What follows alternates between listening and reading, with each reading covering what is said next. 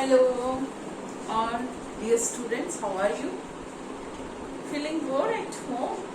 Want you to enjoy some time? So, I today, before start with today's topic, okay? आप कहोगे ma'am आते हैं पढ़ाते हैं ये वो again boring discussion study. Today, I need your imaginary power. Okay, you have to create your imaginary power. Imagine yourself you are in a theater. Okay, we will discuss our topic like this, and you are enjoying a movie. In the movie projection, okay, on the projector, on a big screen of the theater, movie is started. ठीक है, movie start हो गई है. First scene movie का आ रहा है आपके सामने. You have to create your imaginary power. Imagine yourself you are sitting in a theatre and enjoying the movie on the big screen.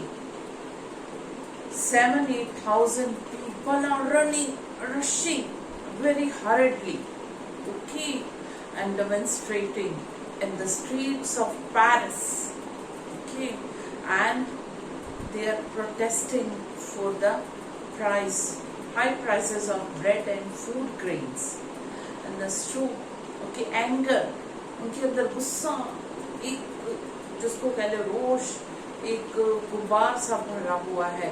Demonstration चल रही है और पूरे सिटी में मार्च हो रहा है और ऐसी र्यूमर स्प्रेड हो रही है कि किंग जल्दी ही मिलिट्री को ऑर्डर दे देगा कॉमन पीपल को शूट डाउन. गोली कॉमन पीपल पे चला दी जाएगी और गुस्से से लोग सड़कों पे पेरिस की घूम रहे हैं और जाते हैं ईस्टर्न साइड पेरिस की, जहाँ पे एक फोर्ट्रेस किला है, बास्टाइल. क्रिएटिंग योर इमेजिनरी पावर कि हमारी मूवी स्टार्ट होगी है, लोग भाग रहे हैं सड़कों पे, 7,000-8,000 के करीब है. वो परेशान इसलिए कि फूड ग्रेन्स के ब्रेड के प्राइसेस एकदम बहुत ज्यादा बढ़ गए और भूखे मर रहे हैं. राजा उनका कुछ नहीं कर रहा है. पेरिस की गलियों में ऐसे है और मिलिट्री उनको मारने के लिए आ रही है क्योंकि राजा ने ऑर्डर दे दिया है आर्मी को. और वो क्या कर रहे हैं, फिर एक किले की तरफ पेरिस के ईस्टर्न साइड पे जाते हैं. वहां पे एक किला है, उसका नाम बास्टाइल है.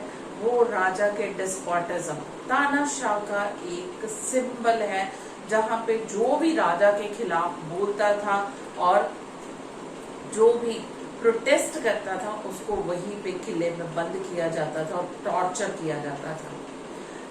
इन 7,000-8,000 पीपल्स में जिसमें लेडीज तक हैं, विमेन तक हैं, उन्होंने क्या किया, किले को तोड़ दिया और जितने भी प्रिजनर्स थे उनको छुड़ा दिया. वहां पे कमांडर जो था वो उसको मार दिया, शूट आउट.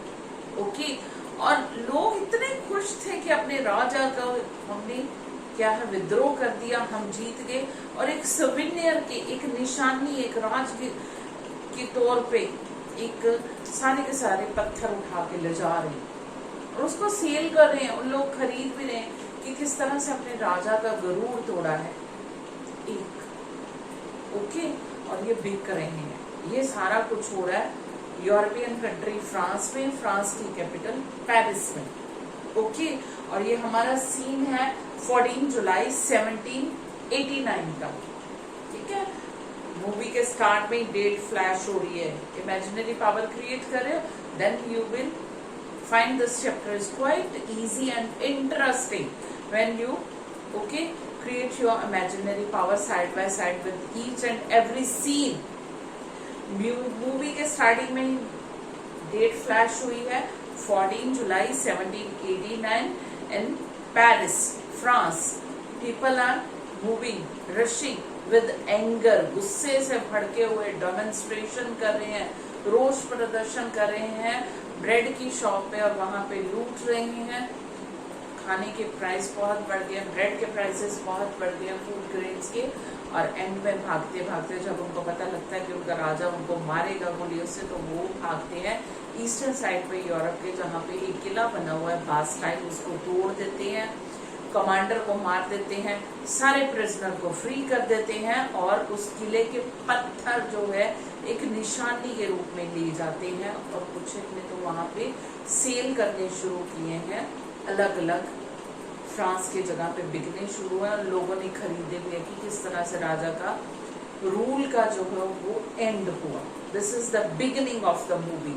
अब आ जाओ मूवी हमारी फ्लैशबैक में कि ये सब क्यों हुआ, फैक्टर रिस्पॉन्सिबल, क्या कारण थे कि ऐसे लोग पागल हो गए, ऐसे लोग राजा को मारने के लिए तुल गए हैं। क्योंकि ये डेमोन्स्ट्रेशन, ये प्रदर्शन चलते रहे तब तक जब तक राजा को फांसी दी, राजा को मार नहीं दिया गया।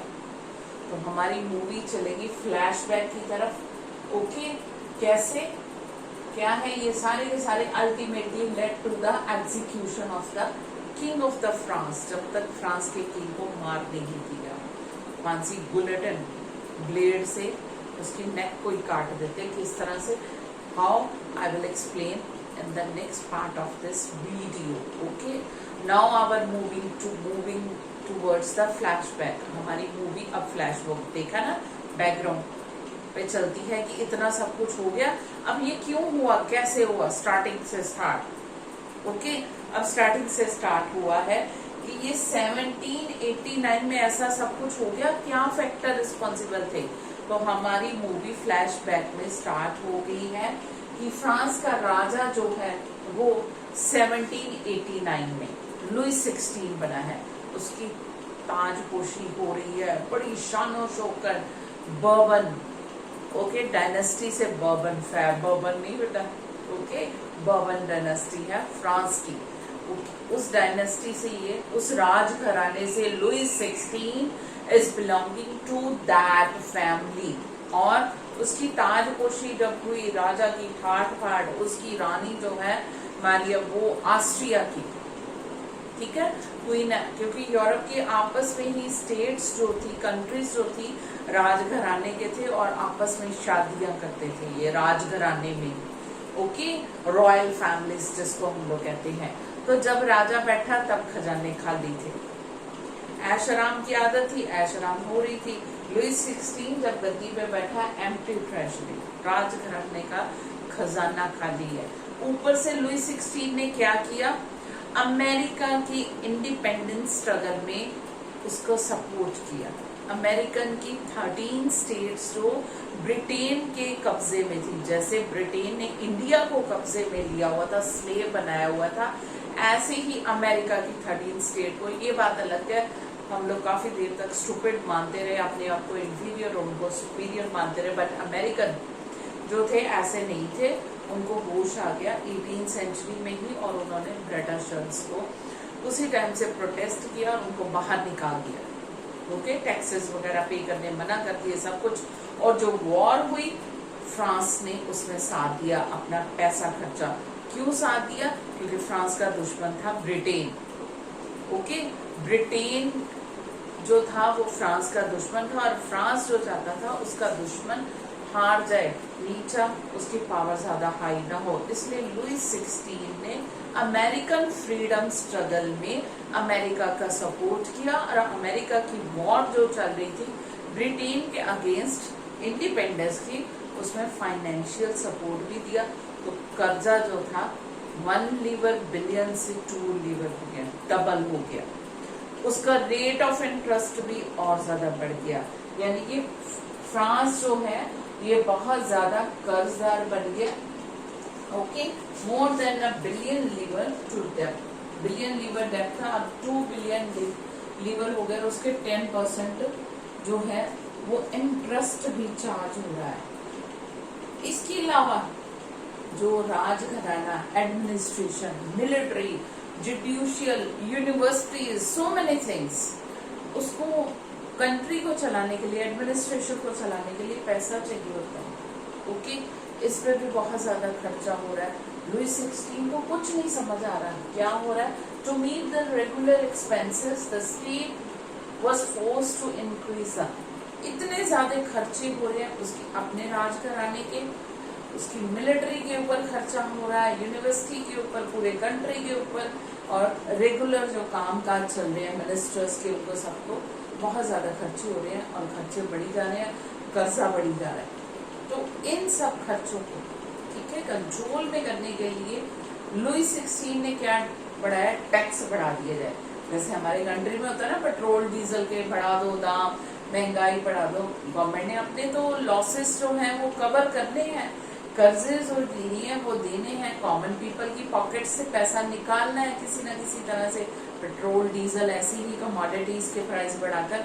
यही लुई 16 ने कहा कि टैक्सेस जो हैं बढ़ा दिए जाए कॉमन पीपल के ऊपर। बट यहाँ पे ऐसे तो नहीं है जैसे इंडिया में है कि अगर लॉसेस हो रहे हैं तो पूरे के पूरे जो सिटीजन्स हैं इंडिया को, उनको टैक्सेस देने, पेट्रोल डीजल सबके लिए रेट बढ़ेंगे। बट फ्रेंच सोसाइटी बड़ी यूनिक थी। ओके 18th सेंचुरी से पहले the French society was divided into 3 state. Okay 3 state में डिवाइडेड थी फ्रेंच सोसाइटी। सामाजिक जिसको हम लोग कहते हैं सोशल स्ट्रक्चर इसका बड़ा अजीब सा था। 3 स्टेट थी, ठीक है। फर्स्ट स्टेट में क्लर्जी और चर्च, जैसे प्रीस्ट होते हैं ऐसे क्लर्जी यानी कि फादर चर्च का, और सारी की सारी चर्च और उसके member by birth enjoying all the rights privileges, no tax no work, कोई काम नहीं करना, ऐश आराम की जिंदगी। चर्च से बिलोंग करते हैं, गॉड के स्पेशल मैसेंजर है। ब्लाइंड फेथ इंडिया में नहीं, उधर भी बहुत थे। ओके अब second stage nobility, royal family. Okay राजा की फैमिली के लोग, ये भी by birth enjoying all the rights and privileges and paying no tax. Okay कोई टैक्स नहीं इन्होंने देना, कोई काम नहीं करना, ऐश आराम की जिंदगी है, हर तरह के प्रिविलेजेस एंजॉय। पर थर्ड स्टेट आ गई कॉमनर, कॉमन पीपल, इसमें पीजेंट, फार्मर, बिजनेसमैन, ट्रेडर, और इसके बाद अब कुछ एजुकेटेड, 18th सेंचुरी के बाद कुछ पढ़ लिख भी जाए, ठीक है, कॉमनर। अब इनकी अनफॉर्चुनेट मिसफॉर्चून जब हम लोग कहें ये थी, सारे के सारे काम भी ये बेचारे करते हैं, सारे के सारे टैक्सेस भी ये पे करते हैं, और हर तरह के इनको कसूरवार भी ठहराया जाता है। कैसे? उस टाइम पे चर्च एक सर्टिफिकेट इशू करता था, सर्टिफिकेट ऑफ इनोसेंस, कि ये निर्दोष है, और ये इनोसेंस का जिसको मिल गया, चाहे वो मर्डर कर दे, चाहे वो जितने मर्जी क्राइम कर दे, उसको कोई सजा नहीं, कॉमनर या गरीब ही फंसते थे। अब ये सर्टिफिकेट ऑफ इनोसेंस जो थी वो चर्च बेचती थी। ओके समझ लो लाखों रुपए, इसलिए तो चर्च अमीर थी, और राजा तक, लुई 16 तक ने कर्जा लिया हुआ था चर्च से। Getting my saying? First state से, क्लर्जी से, चर्च से ये कर्जा लिया हुआ था, क्योंकि चर्च जो थी वो सबसे पहले प्लेस पे थी, क्लर्जी वगैरह, और इनकी इनकम की सोर्स ऑफ इनकम बहुत ज्यादा थी। ओके इन्होंने कुछ भी, इनकी कोई रिस्पॉन्सिबिलिटी नहीं, कोई खर्चे नहीं करने, all the sources are of income, enjoying full privileges। इसलिए कंट्री का राजा तक इनका कर्जदार था। ओके और they are charging so much interest. So commoner जो थे इनके ऊपर burden of all the taxes, सारे के सारे। देखो कितना अनजस्ट है, इन दोनों स्टेट ने कोई टैक्स नहीं पे कर दिया, फुल इंजॉय कर लिया लाइफ, ठीक है। अब थर्ड ने सारे के सारे टैक्स भी करने और काम भी सारे करने, burden of all the taxes and work, जितने भी काम है, जितने भी मेहनत है, ये करती है, ठीक है। कितनी अनजस्ट सोसाइटी थी। इसलिए तो स्टार्टिंग हमारा चैप्टर ऐसे हुआ ना कि लोग गुस्से में भड़क कर सड़कों पे निकल गए और प्रोटेस्ट कर रहे हैं राजा के, और राजा को निकाल के जब तक महल से उन्होंने निकाल के उसको फांसी नहीं चढ़ा दी, उसको रिटर्न पे उसका नेक नहीं काट दिया, तब तक ये एंगर चलता रहा। इसीलिए हमारा फ्लैशबैक में चैप्टर हुआ है कि किस तरह से सोसाइटी, ठीक है, कैसी सोसाइटी थी फ्रेंच सोसाइटी, और किस तरह से लोगों में गुस्सा बढ़ा। पहले तो यही बड़ा इनजस्ट है कि 3 स्टेट में डिवाइडेड है, 2 स्टेट एंजॉय कर रही हैं हर तरह की, कोई उनको पूछ नहीं सकता है। ओके बट थर्ड स्टेट हर तरह की रिस्पॉन्सिबिलिटी, हर तरह के काम, हर तरह के टैक्स पे करें, फिर भी उन्हीं को पनिशमेंट मिल रही है, उन्हीं के ऊपर क्वेश्चनिंग पुट होती है। What are interest, okay. Then moving towards the society, फिर आगे सोसाइटी में 90% तक जो थे वो पीजेंट और फार्मर थे, और पीजेंट और फार्मर भी ऐसे थे बेचारे स्मॉल लैंडलेस, 60% से ज्यादा। वो सारी जमीन किसकी थी? चर्च की या रॉयल फैमिली की। चर्च क्यों ना, अमीर रॉयल, सारी जमीन चर्च की या नोबिलिटी की, रॉयल फैमिली मेंबर्स की थी। और इसके ऊपर बेचारे मेहनत करते थे, पीजेंट कॉमनर, मेहनत करके भी उनको कुछ नहीं, so many taxes, okay, they had to pay. और यहाँ पे only small of number of peasant जिनकी अपनी छोटी सी जमीन थी, 60% से ज्यादा जो लैंड थी वो नोबल और चर्च की थी। और इसके अलावा चर्च और नोबिलिटी यानी कि राजा के अपने अपने टैक्स थे, अलग अलग तरह के। चर्च जो टैक्स थी वो टेथेस, ओके, जो टैक्स लेती थी, चर्च धर्म के नाम पे भी टैक्स लिया जाता था, टेथेस टैक्स था। इसके अलावा भी कॉमन पीपल को बहुत से टैक्सेस पे करने पड़ते थे, direct and indirect. Direct tax था टाइल, ओके, चले, या फिर ये टैक्स था डायरेक्ट जो राजा लेता था। एक तो चर्च लेती थी, एक नोबिलिटी राजा लेता था टैक्स। इसके अलावा नंबर ऑफ इनडायरेक्ट टैक्सेस, बहुत से इनडायरेक्ट टैक्सेस। इनडायरेक्ट टैक्सेस मतलब अलग अलग चीजों के ऊपर अलग अलग टैक्स, शुगर के ऊपर हो गया, सॉल्ट के ऊपर हो गया, टबैको के ऊपर हो गया, कॉटन के ऊपर हो गया, सो मेनी कमोडिटीज आपको बताइए, उनके ऊपर अलग अलग तरह के इनडायरेक्ट टैक्सेस लगाए जाते थे।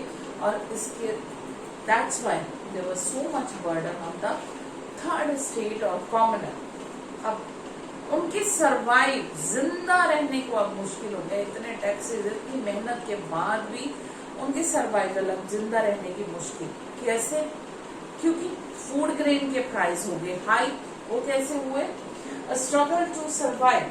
पॉपुलेशन जो थी फ्रांस की एकदम से ग्रो होनी शुरू हो गई है। 1715 में फ्रांस की पॉपुलेशन थी 23 मिलियन।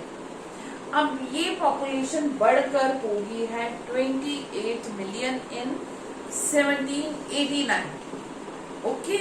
1789 में 28 मिलियन होगी। पॉपुलेशन ज्यादा बढ़ी, मतलब रहने के लिए ज्यादा जगह चाहिए, खाने के लिए ज्यादा से ज्यादा चाहिए, ज्यादा से ज्यादा फूड ग्रेन चाहिए, वो ज्यादा प्रोडक्शन बढ़ी नहीं, ओके। पॉपुलेशन बढ़ी जा रही है, बाकी जितनी उनको रिसोर्सेज चाहिए पॉपुलेशन को, वो ज्यादा बढ़े नहीं। हुआ क्या रिजल्ट? एज इज कॉन्सिक्वेंसेस क्या हुआ? प्राइसेस बढ़ गए फूड ग्रेन्स के, ओके। फूड ग्रेन और जो भी उनको बेसिक नेसेसिटी थी, फूड, शेल्टर, क्लोथ, सबके प्राइसेस बढ़ गए, रेट एकदम से बढ़ गए। और ये मजदूरी कर रहे हैं सारे लोग, चर्च और नोबिलिटीज की, क्योंकि स्मॉल फार्मर है, लेबर है, पीजेंट है, इनकी अपनी लैंड तो है नहीं। जहां पे भी ये काम कर रहे हैं, चाहे शॉप्स पे या यहाँ पे, उनकी वेजेस तो बढ़े नहीं। डेली वेजेस, सैलरी, दिहाड़ी जिसको हम लोग कहते हैं, वो तो बढ़े नहीं, वो इतने की इतने ही है। 10 रुपए तो प्राइसेस बढ़ गए 20 रुपए। अब उनके जिंदा रहने के लिए मुश्किल हो रही है, और इसीलिए गुस्सा उनमें पड़ रहा है कि प्राइसेस बढ़ नहीं रही, चीजें इतनी महंगाई इतनी बढ़ रही है, ठीक है, आमदनी बढ़ नहीं रही, इसलिए गुस्सा बढ़ गया। अब एक और काम हुआ है इसके अलावा, सबसिस्टेंस क्राइस, उनके जिंदा रहने की मुसीबत और कैसे होगी? फूड ग्रेन, फसलें जो थी वो बर्बाद होगी। हेल स्टॉर्म, कहते हैं ना कंगाली में आटा गीला, वो हिसाब हो गया, थोड़ा सा आटा था वो भी गीला हो गया। फसलें जो अच्छी भली खड़ी थी, हेल स्टॉर्म और ओले जिसको हम लोग कहते हैं, बर्फ वाली या स्टॉर्म, आंधी तूफान, वो भी बर्बाद हो गए। जो थोड़ी बहुत फूड ग्रेन थे वो भी बर्बाद हो गए, और महंगाई इतनी बढ़ गई कि लोग भूखे मरने शुरू हो गए। ये एक कार्टून था जिसमें लोग जाते हैं डेमोन्स्ट्रेशन, रोते हुए लेडी रानी के पास कि हम भूखे मर रहे हैं, खाने को ब्रेड नहीं है। तो इतनी इनोसेंट थी ये। लुई 16 की वाइफ कहती है कितने लोग बोले हैं मेरे पास आ गए हैं, go to the baker, baker के पास जाए, इनको ब्रेड दे देगा खाने के लिए, जैसे वहां पे फ्री का लंगर लगा है। मतलब they were totally unaware about the problems of the common people, कि उनको प्रॉब्लम क्या है, महलों में रहने वालों को क्या पता, ये हाल। इसीलिए लोगों का बहुत ज्यादा गुस्सा, एंगर बढ़ गया। अब क्या हुआ है, सबसिस्टेंस क्राइसिस, इसके साथ क्या हुआ, growing middle class, envisages and privileges. Middle class अब ग्रो होनी शुरू हो गई है, यही पीजेंट और फार्मर, इसमें से बहुत से मेहनती लोग जिनकी छोटी छोटी जमीनें थी, ये ओवरसीज दूसरे कंट्री में जाके ट्रेड इन्होंने करना शुरू किया, बिजनेस, अपनी चीजें बेची है, वहां पे पैसा कमाया है। और इसी क्लास में से बहुत से लोग पढ़ लिखे हैं, लॉयर, डॉक्टर, फिलोसोफर, टीचर, ऐसे बनना शुरू हुए हैं। ठीक है, जब ये मिडिल क्लास पढ़ना शुरू हुई है तो इंटेलेक्चुअल लेवल भी डेवलप हुआ है। इन्होंने सोचना शुरू कर दिया कि राजा इतने टैक्सेस, इतने पैसे, चर्च और नोबिलिटी और किंग ले रहा है, तो कॉमन पीपल की वेलफेयर के लिए क्यों, क्या कर रहा है, क्या वो डिजर्व करता है राजा बनना, अगर वो कॉमन पीपल के लिए वेलफेयर। इस तरह से इन्होंने रीजनिंग, अगर कैपेबिलिटी नहीं है वो राजा नहीं, अब राजा का बेटा राजा नहीं बनेगा, राजा वही बनेगा जो हकदार होगा। याद है ना सुपर 30 मूवी का डायलॉग, सेम ये मिडिल क्लास के दिमाग में आया। इनमें से क्योंकि बहुत से फिलोसोफर उठ गए हैं, जैसे कि रूसो, द सोशल कॉन्ट्रैक्ट, कि राजा और कॉमन पीपल के बीच में एक सोशल कॉन्ट्रैक्ट है, राजा उनकी वेलफेयर के लिए काम करेगा। तो ये the spirit of law, Montesquieu ने लिखा, जिसमें लिखा कि पावर जो है वो डिवाइडेड होनी चाहिए लेजिस्लेचर, एग्जीक्यूटिव और जुडिशरी में, ताकि मिसयूज ना हो पावर का, और एब्सोल्यूट पावर ना हो राजा के पास। As you are familiar, power corrupt man and absolute power corrupt man absolutely. अगर एब्सोल्यूट पावर किंग के पास होगी तो एब्सोल्यूटली वो करप्ट होगा, चाहे चर्च के पास चाहे किंग के पास। तो there should be division of power.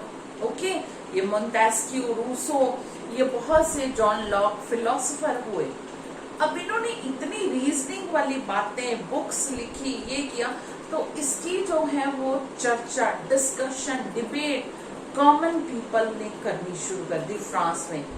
चाहे वो कॉफी हाउस में बैठे हैं, चाहे वो क्लब में बैठे हैं, चाहे वो बार्बर शॉप में, चाहे वो कहीं पे भी, अब गरम गरम हॉट डिस्कशन जिसको हम लोग कहते हैं, ये होनी शुरू होगी कि राजा है तो क्यों है, ठीक है, और किस लिए है और क्यों नहीं। हम क्वेश्चनिंग कर सकते, कुछ भी गलत ठीक कैसे उसको लॉ है, उसको काम। मोर ओवर, जलती के बीच में, कहते हैं ना, आग के बीच में तेल का काम किया अमेरिकन फ्रीडम स्ट्रगल। अमेरिका की 13 स्टेट को फ्रांस ने सपोर्ट तो कर दिया, पैसा तो अपना पूरा फूक दिया, कर्जदार और ज्यादा हो गया, अमेरिका को इंडिपेंडेंस दिला दी, अमेरिका ब्रिटेन से आजाद हो गया। बट अमेरिका ने आजाद होते ही क्या किया, declaration of human right, common people के फंडामेंटल राइट्स जो है उनको दे दिए। डिवीजन ऑफ पावर की गवर्नमेंट की, इससे फ्रांस के पीपल बहुत ज्यादा इंस्पायर हुए और वही सिस्टम अपने कंट्री में चाहते थे। I hope you understood today's topic. I have completed the first part of your chapter French Revolution. I haven't introduced the chapter in the beginning of the video, so as we are watching the movie, now I want to tell you today's topic is from 9th standard history, the French Revolution.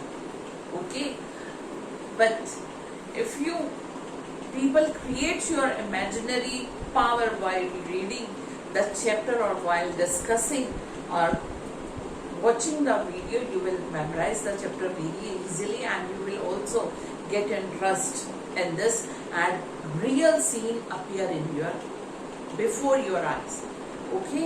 I hope you understood today's topic, but before leaving I want to say this is the first video on the chapter French Revolution from the 9th standard history. Very soon I will upload the second part of the French Revolution. That's all from your Aradhna ma'am. But before leaving, I want to remind you, please subscribe, share and like my channel. That's all.